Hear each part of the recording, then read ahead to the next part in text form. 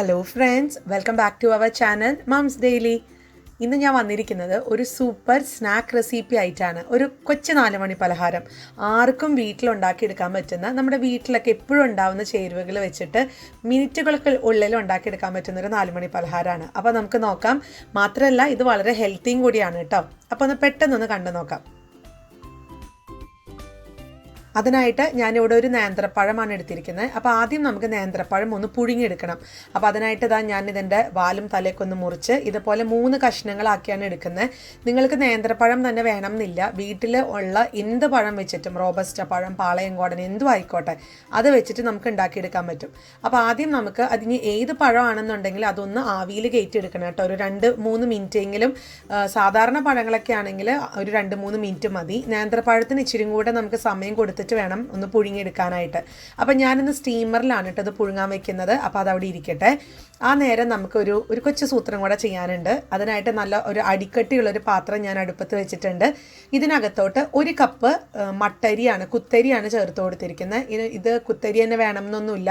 നമ്മളൊരു കുത്തരിയാണ് ഒരു ഹെൽത്തി ആയിട്ടുള്ള അരിന്ന് ധരിക്കുന്നവരല്ലേ നമ്മൾ. അപ്പോൾ അതുകൊണ്ടാണ് ഞാൻ കുത്തരി അല്ലെങ്കിൽ മട്ടരി എടുത്തിട്ടുള്ളത്. നിങ്ങൾക്ക് ഇതിന് പകരം വേറെ എന്ത് അരി വെച്ചിട്ട് വേണമെങ്കിലും ഉണ്ടാക്കാം. പൊന്നി അരി, ബസ്മതി റൈസ്, എന്തുവാണെങ്കിലും കുഴപ്പമില്ല.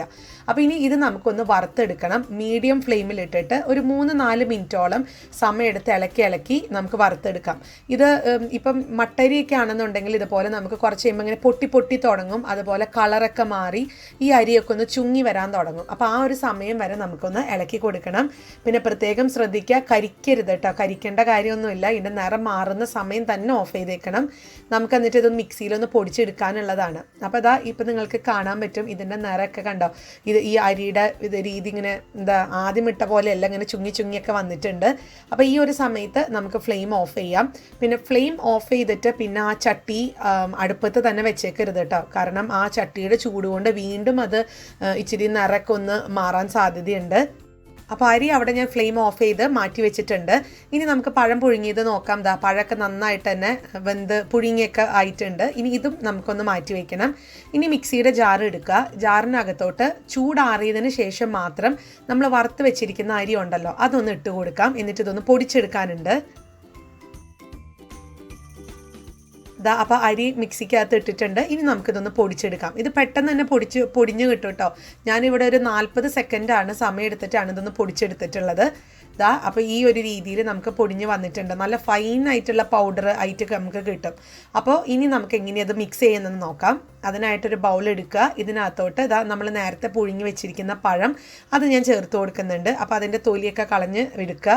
പഴം ചെറിയ ചൂടുണ്ടായിരിക്കുന്നത് നല്ലതാണ് കേട്ടോ. ചെറിയ ചൂടോട് കൂടെ തന്നെ പഴം ഒന്ന് ഈ കാര്യങ്ങളൊക്കെ മിക്സ് ചെയ്യുന്നതാണ് നല്ലത്. അപ്പോൾ പഴത്തിന് അത്യാവശ്യം ചൂടുണ്ട്. ഇതിനകത്തോട്ട് പൊടിച്ച് വെച്ചിരിക്കുന്ന അരി ചേർക്കണം.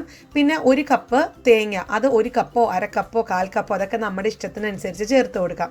പിന്നെ ശർക്കരയാണ് ചേർത്ത് കൊടുത്തിരിക്കുന്നത്. ഞാനിവിടെ 1 കപ്പ് ശർക്കര എടുത്തിട്ടുണ്ടെന്നുണ്ടെങ്കിലും ഞാൻ അതിൻ്റെ കുറച്ച് മാത്രമേ എടുക്കുന്നുള്ളൂ. കാരണം പഴത്തിന് അല്പം മധുരമുണ്ട്. അപ്പം ഞാനിത് ശർക്കര ചേർക്കുമ്പോൾ എപ്പോഴും പൊടിച്ചിട്ടുള്ള ശർക്കര ചേർക്കുക. ശർക്കര പാനിയല്ല ചേർക്കുന്നത്. പാനി ചേർക്കുന്നവർക്ക് അങ്ങനെ ചേർക്കാം കേട്ടോ. ഞാനിപ്പോൾ ഇവിടെ ഇതും ഒരു ലഡു കണക്കിന് കുഴച്ചെടുക്കുന്നത് കൊണ്ട് ശർക്കര ഇതുപോലെ നമ്മൾ ഇടികല്ലുണ്ടല്ലോ അതിനകത്തൊന്ന് ഇടിച്ചെടുത്തിട്ടാണ് ഇതേപോലെ ഒന്ന് ചെറുതായിട്ട് കൈ വെച്ചിട്ട് ഉടച്ചു കൊടുക്കുന്നുണ്ട്. അപ്പോൾ അതാണ് നിങ്ങൾക്ക് കാണാൻ പറ്റുന്നത്. ഞാൻ പാത്രത്തിൽ ഇങ്ങനെ ഞെക്കി ഇരിക്കുന്നത്. അപ്പോൾ ഇത്രയും കാര്യങ്ങൾ ചേർത്തിട്ടുണ്ട്. കൂടെ 1 ഏലക്കയുടെ കുരു അതൊന്ന് ചതച്ചിട്ടോ പൊടിച്ചിട്ടോ എങ്ങനെ വേണമെങ്കിലും ചേർക്കാം. അതും കൂടെ ചേർത്ത് നമുക്കിതാ നമ്മുടെ കൈ വെച്ചിട്ട് ചെറു ചൂടുണ്ട് പഴത്തിന്, ആ ചൂടോട് കൂടെ തന്നെ ഇതൊന്ന് കുഴച്ചെടുക്കണം. നമ്മൾ ചപ്പാത്തിക്കൊക്കെ മാവ് കുഴച്ചെടുക്കുന്നത് പോലെ തന്നെ ഇത് നന്നായിട്ട് തന്നെ ആ ഒരു കൺസിസ്റ്റൻസിയിലോട്ട് വരും. അപ്പോൾ ആ ഒരു സമയം ഞാൻ നിങ്ങൾക്ക് ഇന്നൊരു പുതിയ ചാനൽ പരിചയപ്പെടുത്താണ്. ഇതൊരു കുക്കിംഗ് ചാനലാണ്. ചാനലിൻ്റെ പേര് പോട്ടീസ് ഹട്ട് എന്നാണ്. അപ്പോൾ ഇത് വളരെ സിമ്പിളായിട്ട് നമ്മുടെ വീടുകളിലൊക്കെ പെട്ടെന്ന് നമുക്ക് കണ്ടുപിടിക്കാൻ പറ്റുന്ന ചേരുവകളൊക്കെ വെച്ചിട്ടുണ്ടാക്കി കാണിക്കുന്ന സിമ്പിളും വളരെ കുറച്ച് സമയത്തിനുള്ളിൽ വീഡിയോ ചെയ്ത് കാണിക്കുന്ന ഒരു ചാനലും കൂടിയാണ്. അപ്പോൾ എല്ലാവരും ആ ചാനലൊന്ന് പോയി കണ്ടു നോക്കുക, സപ്പോർട്ട് ചെയ്യണം തീർച്ചയായിട്ടും. ഞാനപ്പോൾ ആ ചാനലിൻ്റെ ലിങ്കും ഒക്കെ ഈ ഡിസ്ക്രിപ്ഷൻ ബോക്സിൽ കൊടുക്കാം. ഒന്ന് കയറിപ്പോയി കണ്ടു നോക്കുക. എന്നിട്ട് ഇഷ്ടപ്പെടുവാണെന്നുണ്ടെങ്കിൽ സബ്സ്ക്രൈബ് ചെയ്യാനും ഒന്നും മറക്കരുത് കേട്ടോ.